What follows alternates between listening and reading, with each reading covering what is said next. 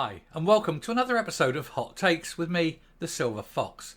And researchers in Sydney have said that women's sports are treated like the entree or the warm-up to the men's sports.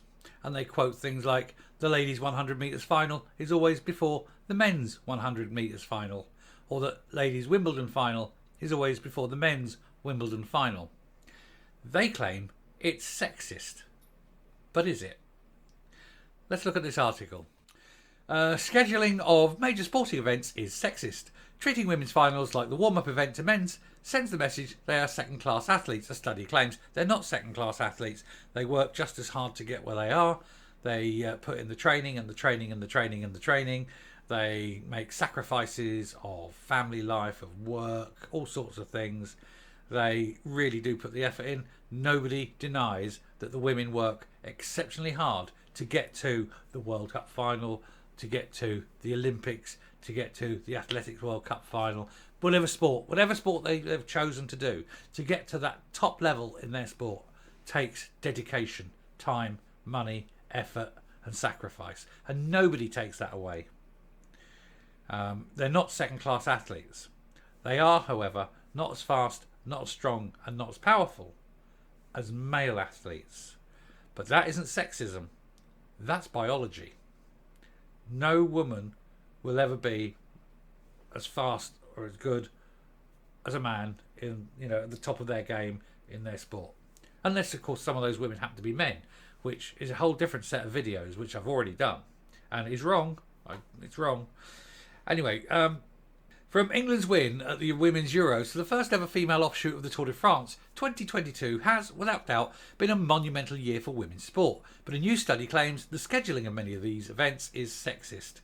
Researchers from the University of Technology Sydney say a women's finals are treated like the warm-up events to men's. This, they claim, sends the message that women are second-class athletes, and it's time to challenge the gender hierarchy in sport and to explicitly and proudly demonstrate that the achievements of female athletes are as valued as those of male athletes, the team said. Well, yes, they are, but it all depends on the sport. No one denies when Venus Williams wins another Grand Slam how marvellous she is. They all praise her, we all watch it, it's fantastic. No one takes an inch away from her. Or when the likes of Olga Korbut or Nadia Comaneci or who was the other? Nelly Kim. Yeah, Nelly Kim. During the sort of 70s and 80s, and they just won everything in the women's gymnastics. And they were Olga was so good. She did a move where she sort of came off the lower bar backwards and going up and grabbed the rail of the upper bar. And it was considered so difficult, they banned it. They banned this thing, the Corbett flip, I think they called it. And it was so difficult they banned it because nobody else could do it. So there was a woman at the time, she was about 14, but there was a girl on the top of her game and was just like the best gymnast in the world. And in fact, this kind of throws it into relief because women's gymnastics are given far more time and far more coverage than male gymnastics because they're more camera friendly, they're more marketable. And ultimately, that's what it's about. This isn't sexism. This whole argument is a straw man argument because this isn't sexism. It's all to do with money, sponsorship, advertising, and marketability. Anyway, substantial progress has been made in many women's sports in recent years, according to the researchers.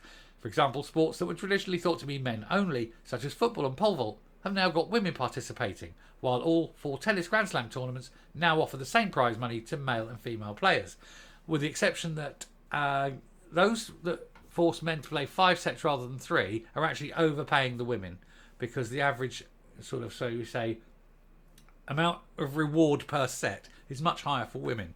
I think if there's to be equality in that, the women should get... they do 60% of the work. You either bring the women up to play 5 sets or you pay them 60% of the money. That would be fair. Why should you get more money for less work? It's a valid argument. It's not the one for here, but it is a valid argument. However, female athletes are still fighting for equality in other aspects of sports, they say. Structural barriers are ubiquitous, such as the sexist uniform mandates. Well, yeah, what's that? Beach volleyball, I'm looking at you. the men play in like shorts and like tank tops. Jesus, what is this? The 1970s, what they call them? Singlets, I suppose. Whereas women play in like tiny crop tops and the tiniest pair of gold lame shorts you can ever see. They are literally, it's all, well, I don't know why they bother even putting them on, to be honest. So yeah, I get that argument. That's fair enough. Rules that force women to choose between breastfeeding and competing. I think that's more biological differences than sexist differences, but anyway. Sexual harassment and impropriety against female athletes, definitely wrong. Definitely 100% should be banned. Anyone doing it should be thrown out and out of the sport, or if they're a coach, out of the coaching, anything. Just no. And lower representation of women in sports governance, coaching and journalism. That's a difficult one because I think, or rather I don't think men are saying that women can't do it. I don't think any man is saying, oh, you're a woman, you can't do it. I think there the problem is that a lot of women don't want to do it. If there's not many women journalists in sport, you have to ask, why aren't women going into sports journalism? Anyway, another key obstacle facing many female athletes is the scheduling of their events according to the team. They start the Olympic Games before Tokyo 2020, where the women's finals were always held before the men's. Prior to Tokyo 2020, the scheduling bias was substantial at the Olympic Games, they wrote. For example, in the 2016 Rio Games, 25 hours of competition was scheduled for men's events on the last Sunday and only 2 hours for women's. And this is, as they put in there, in brackets there, they put prime broadcasting time. And that hits the nail on the head. It's when you are going to have the biggest audience and you want to maximise the chance of the biggest audience. And ultimately, the world who watch sport, I'm sorry to say, girls, but they want to see a man break 10 seconds more than they want to see a woman break 12 seconds. And that's just how it is. Now, you might say, oh, that's sexist. It may be. But the people who are paying, you know, the advertisers, the sponsors, and all this, they're the ones insisting on this. They're the ones saying, no, we've got this big retained audience. We want to keep it. We want all these big events on that day, all these finals. And they know that the men's finals will attract more viewers than the females. And that is a fact of nature. It's easily provable. Go and watch Liverpool play Arsenal. You won't get a ticket because they've been sold out for months. But you can watch it on television. You'd be one of, 1.5, 2 million people watching it on television. If it's the same match, but it's Liverpool ladies, Arsenal ladies, you could go along that ground, pay your money, walk in, sit anywhere, because there might be 2,000 people in the ground, if that. Or you could watch it on television, but you'd be one of maybe 20,000 watching on television, if that. And so the sponsors aren't going to put a lot of money into the ladies' game because there's no reason to. There's no crowd there. There's no reward for them as sponsors. Whereas they know if they sponsor a Liverpool Arsenal game, they're going to get, bums on seats, lovey, and 2 million people watching at home. The advertising budget is higher, and therefore the sponsorship is higher. And that's it. And that's a fact of nature. And you might argue, well, that's not fair. Why aren't men going to watch women's football? Well, it's because men are watching men's football. The question you need to be asking is, why aren't women going to watch women's football? I'll tell you why. Because all the women are watching men's football. And it doesn't seem right, I know, but that's how it is. This perpetuates a gender hierarchy in which the women's final is considered the warm-up towards the supposed climax of the competition. The men's final, well, I've just addressed that. It's the advertising wanting it. And also, what if you put the women's on after the men's? So everyone sits there, watches the men. Oh, wow, he did it in 9.6 seconds, new world record, blah, blah, blah. Oh, it's great, it was just in the greatest race ever. Up they get and walk off. Then, an hour and a half later, the women's event comes on. And the camera pans around and there's big holes in the crowd where people have got up and left. The crowd's not as big. Well, how did that make the women feel? Anyway. Researchers believe that this scheduling bias may have a domino effect for girls and women around the world. These obstacles not only hold female athletes back from achieving their full potential. No. They achieve their full potential off their own merit. Nobody holds them back. Not having someone there doesn't mean you can't run. Let's not have that argument. That's a false argument.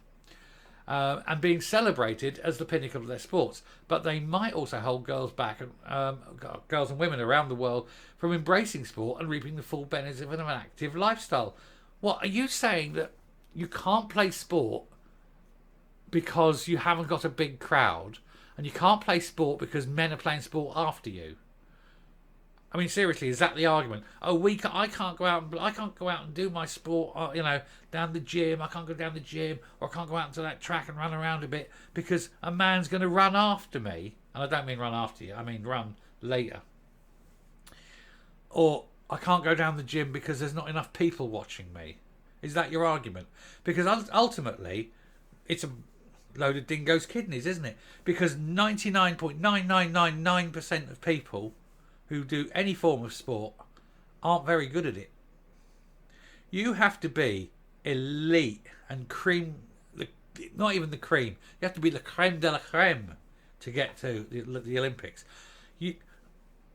I'm not the fastest man in my village. How the hell am I ever going to do anything?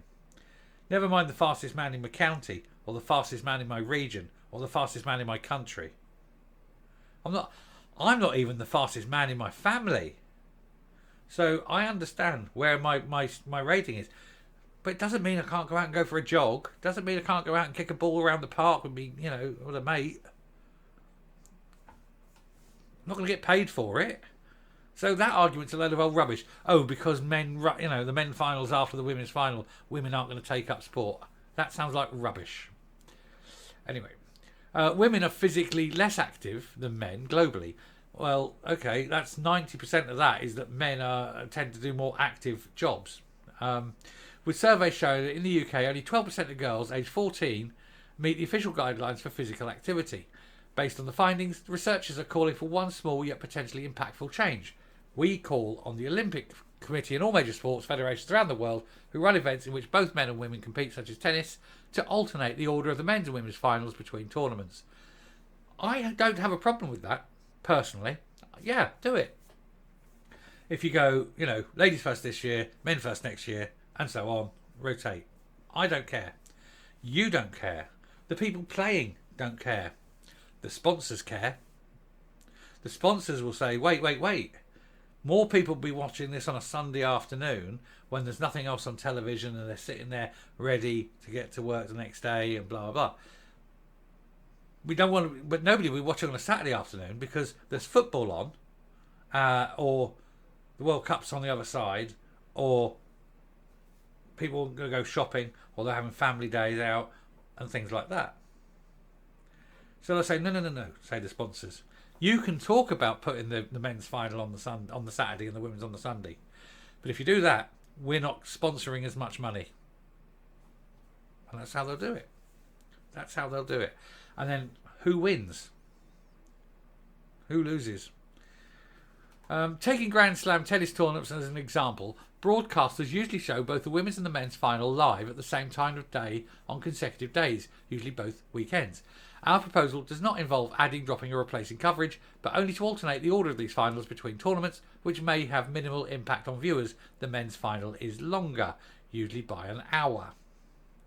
So it does have a difference, because an hour on a Saturday afternoon is not the same as an hour on a Sunday afternoon. While it remains unclear whether these changes would be considered, the researchers say that any progress is significant. Not for the 99.99% of people who aren't very good at sport. Who do it, but they're not very good at it. I mean, look, in this country of 65 million people, there's only, maybe 10,000 professional footballers. And of those 10,000 professional footballers, there's fewer than 1,000 that are Premiership grade. And of those, there's maybe only 150 that are even good enough to even be considered to play for their country. But just because there's so few that's very top, doesn't mean the rest of us don't enjoy it. Doesn't mean we're any good at it, but we can enjoy it, Anyway, there we go. I shall come up and round off. But it's, I think it's a spurious argument. I don't think it's right. I think it's not sexism. It's money. It's marketing. Anyway, round off. So I'm happy to watch any sport, male or female, if it's good. And that's the secret, if it's good. But one only has to ask, why do more women watch men's football than watch women's football? It's down to the women footballers to make the game more attractive. Not just to women, but to everyone. Now, they've done a great job this year. Well done, girls. But I guarantee, like I say, if you go up there in a few weeks' time and go and see an Arsenal match with it's the ladies, you know, there won't be many people there watching it. And that's how it is. And so money follows the markets, and where there's lots of bums on seats, that's where the money is sure to go. And that's the way it is. And that is why the scheduling is as it is. I don't think it's sexist.